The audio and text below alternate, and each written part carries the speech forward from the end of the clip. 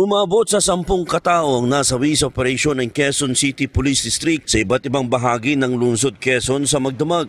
Una nakapagkasa ng bypass operation ng QCPD Station 6 ng 13,000 pesos na nagkakalaga ng shabu sa bahay ni alias Momoy sa O'Donnell Street, Barangay Holy Spirit, Quezon City. Dalawang hininalang holdupper naman ang napatay din sa follow-up operation ng QCPD Station 2 sa may EDSA Corner Corridor, Barangay Ramon Magsaysay. Kinilala mga suspect na si John Paul Ocbina na kabilang sa top 10 most wanted personalities at rank 8 na may pending warrant of arrest at isang Marlon Saren na provisionary discharge mula sa Quezon City Jail para sa kasong robbery. 6 na hinihinalang pusher naman ang napatay sa bypass operation sa ginawa ng QCPD Station 4 sa Pasacola C, Barangay Nagkaisang Nayon. Pagpunta ko doon ng hindi pa nagkakaputukan, nagsusugal po sila, Caracruz.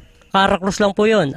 Matagal na pong nirereklamo rito ng barangay yun, ang Caracruz dito, pero minsan nahuhuli na pero wala po silang kahit na anong baril o ano man na wala.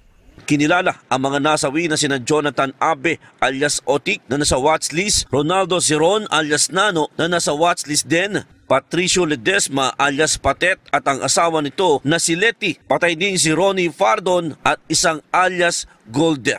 Ang 10 napatay na mga suspect ay pare-parehong nakuhanan ng shabu. Ang pinakamalaki ang nakumpiska ng Station 6 na nagkakalaga ng 13,000 pesos, habang 4 na caliber 45 at 4 na caliber 38 ang na-recover ng QCPD sa 3 nilang operation.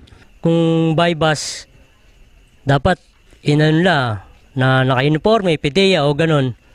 Pero talagang pagpasok, pak, baril agad, pak, putok-putok. 10 putok.